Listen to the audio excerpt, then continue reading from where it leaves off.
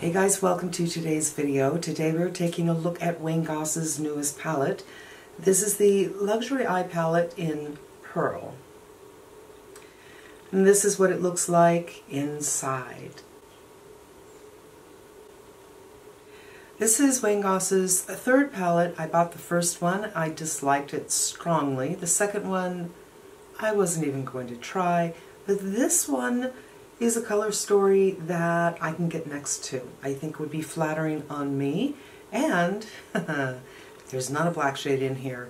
If you're unaware, Wayne Goss was quite adamant when he first came out that he's going to put a black in every single palette. One of the things I hated about the first palette was there were only 2 mattes out of 6 colors. So 6, 2 mattes, one of them was black.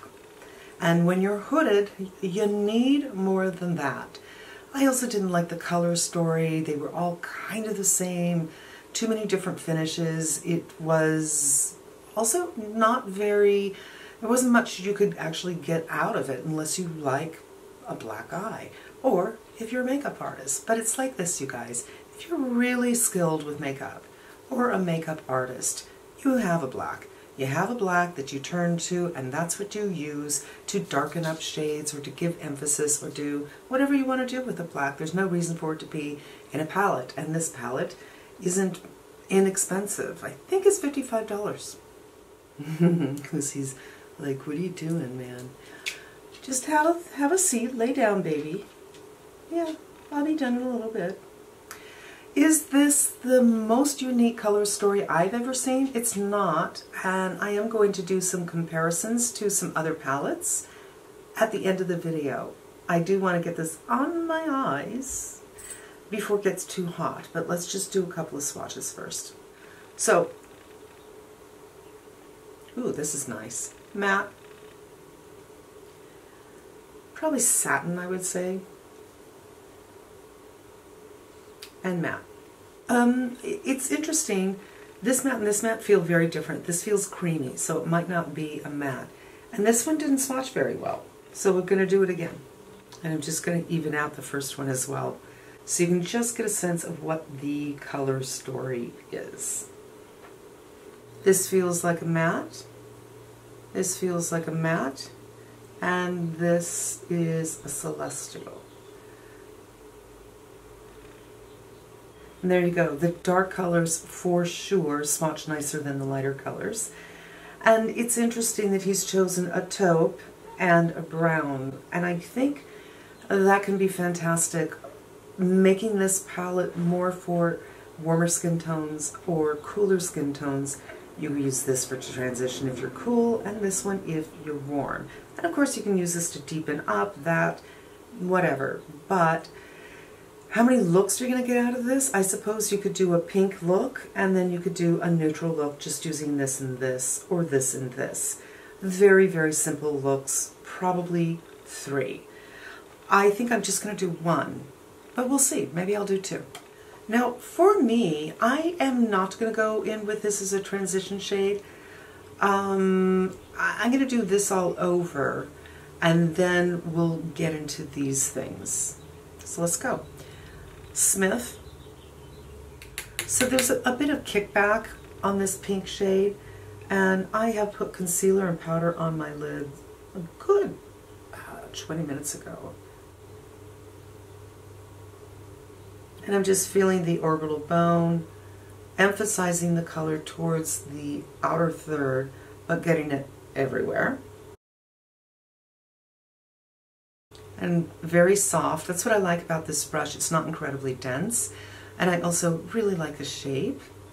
Other side. Now, if you've been with me for a long time, and you may have even followed me when I did the review of Wayne Goss's first palette, because I got a lot of follows on that because it pissed me off, honestly. It aggravated me. I think this will be the first review you'll see where I don't gush about him, but it's not even that I'm neutral. I have feelings that I'm not going to get into. You know what? I really consider, do I want to get into the whole Wayne Goss thing? or do I want to just look at the products? But you should know either way that I'm not a fan, and that way if I say anything nice, it's not because I admire him or I'm a friend of his or anything like that, which we certainly get a lot of here on the tube, especially when the creator is a popular creator.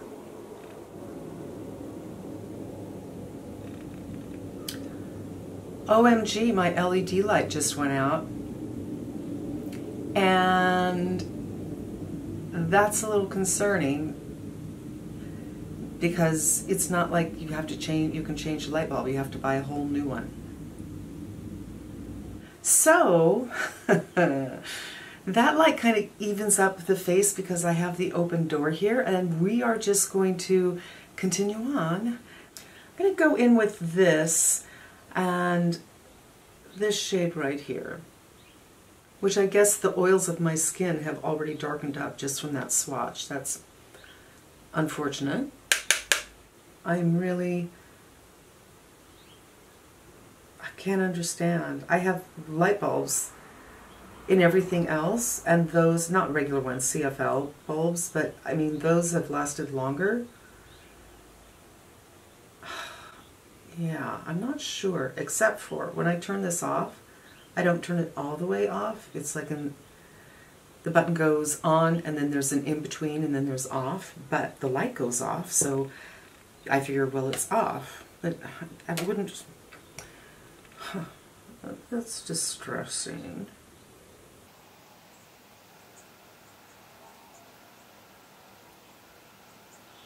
So this is kind of outer third and into the crease.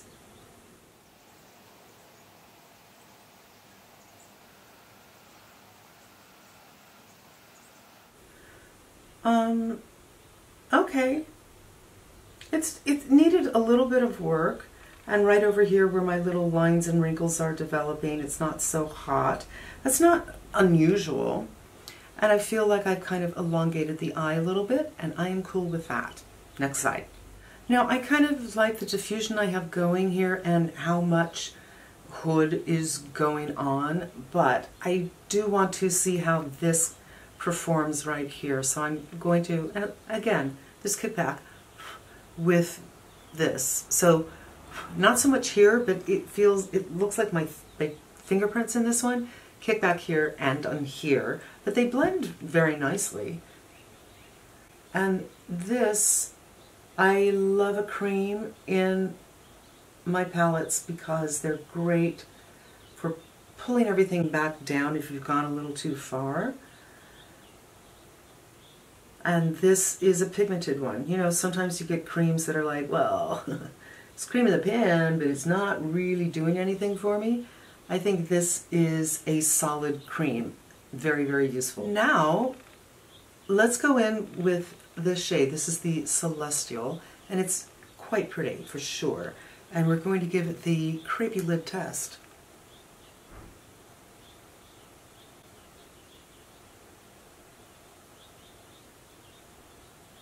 It's very pretty. I'm going to go in with this one now and do a little inner corner highlight. I'm not huge on inner corner highlight. I think it's kind of passé, to tell you the truth. Appropriate sometimes, but usually a very obvious looking thing. So I'm going to try not to be so obvious at all possible. But this color is more of a champagne color, so it doesn't give you a brightening effect unless you get the reflection quality about it. So that, for me, good. It looks, it's a good shadow technically. I just don't think the color is fabulous for me, and that's this color right here. You know, that's not an inner corner. That is more of a lid. So you probably don't have an inner corner here unless you're a darker skin tone. And I am light medium. And I think I'm just going to put on some mascara, and I think I will do another look, but you know, we need some mascara to see what this is. and then we'll come back and do something without the celestial. I do think that without this celestial, this is a great everyday look with a pinkish, brownish hue about it, and you could certainly make it a little bit more dramatic by going in with that taupey gray color and doing some darkening up. But even then, you're not going to get a pow look for evening, but I would wear it for evening. Do you know what I mean? I would go in with that taupe and make it a little bit darker and a little bit more dramatic. In fact, that's what we're going to do before I take this off and go for another look. We'll just wait for the mascara to dry. So I'm going to go in with this gray taupe and just kind of do an outer V to the best of my ability, considering that I am hooded. And this formula feels much more like this. So there's no kickback, there's no fallout. So I have a feeling these two, whatever their formulas are, the same. But as I said, those swatch better too. So the darker colors are a little bit better. And we're just going to do a little shading around here and bring it back towards the lash line.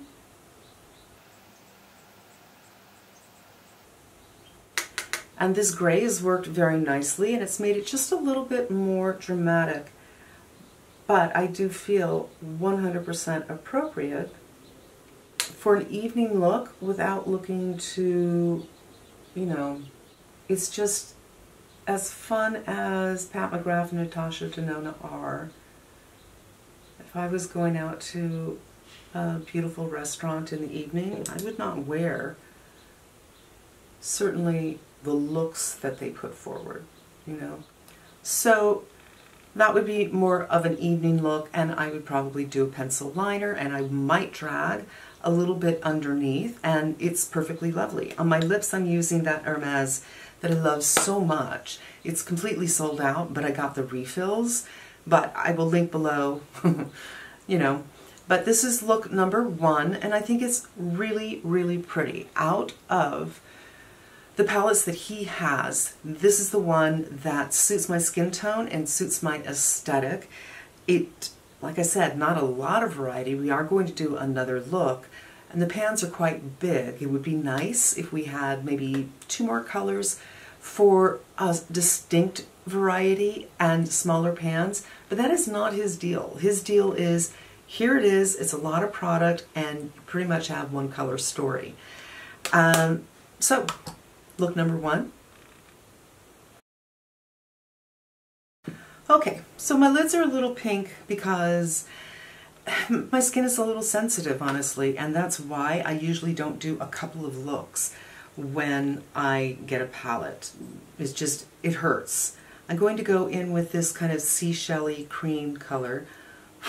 Tons of kickoff. Wow, did you see that? Let me do it again.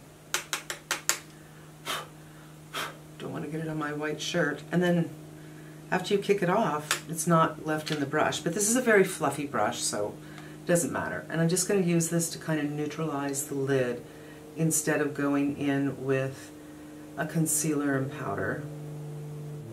Okay, so I've neutralized the lid a little bit, and honestly having that color all over the lid is fine, because I think what I'm going to do is go in with the taupe, and then I'll put this one on the lid.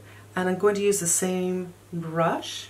I'm going to start around the lashes, light hand,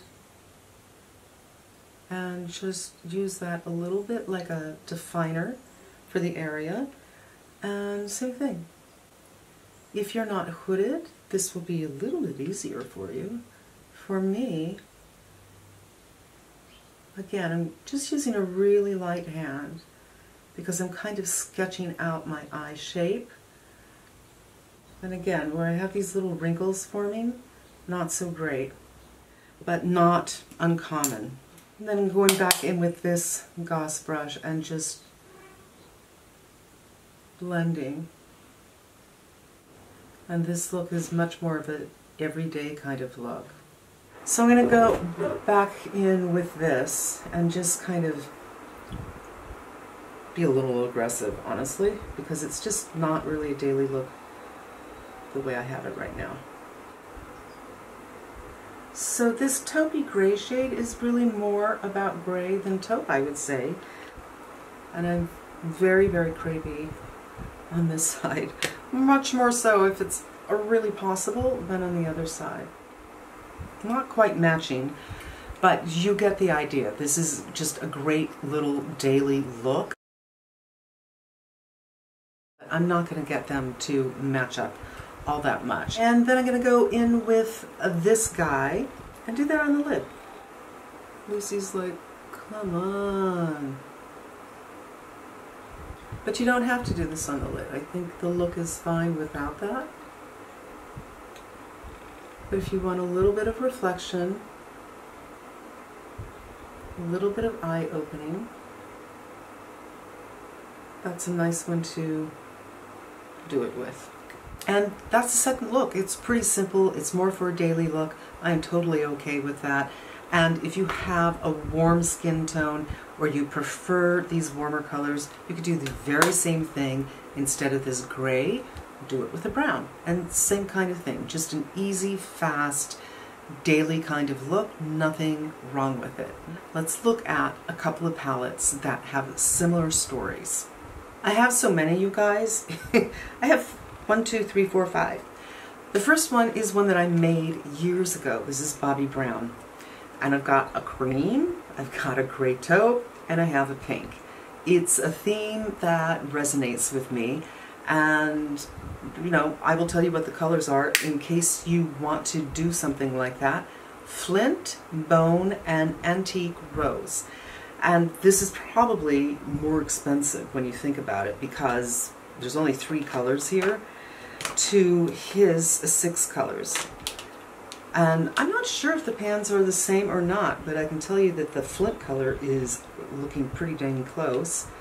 The Antique Rose color, very, very close. This is more of a shell color compared to the Bone. This Care Weiss, which I will have to write down below because I have to pop it out to see what the color is, honestly, and I'm not even sure if the color is written on it. But this is the same kind of thing. And I'm just going to move it around the palette so you can see. This is, of course, a clean brand, so it's a totally different situation. And these are all matte. Victoria Beckham. That's pretty similar, right? There's a darker color in here. And this is such an interesting color. I really like it a lot. I called this one Shell a little bit ago, but I would say this color, which I also think is a shell, has more color to it. But that taupe is very similar. You can get a similar look, but again, all matte. Tom Ford. I think you're getting my point. This is not the most unique color story in the world. I don't care. Obviously, I like this color story. It resonates with me, and I prefer this one to this one. And there's no mattes in here, which I find, as you know, useless. And then finally, the Marc Jacobs, which you can probably get on sale right now for like next to nothing. There are more colors in the Marc Jacobs, but there's a whole lot of similarities here with a little more variety. Here are my thoughts, you guys. I really like this. I do. I am going to keep it. And it's the first time I've kept something from Wayne Goss in a while. And you guys, that is going to wrap it up for me. I want to thank you so much for spending some time with me. I apologize for the light situation. And you just like, look at this shadow here. And I still have a light over here. But that light is kind of, I want it to mimic the sun and thank you so much for spending some time with me. I hope it was helpful to you, and I hope you come back again. Until we meet again, be safe, be smart, and I'm wishing you good health.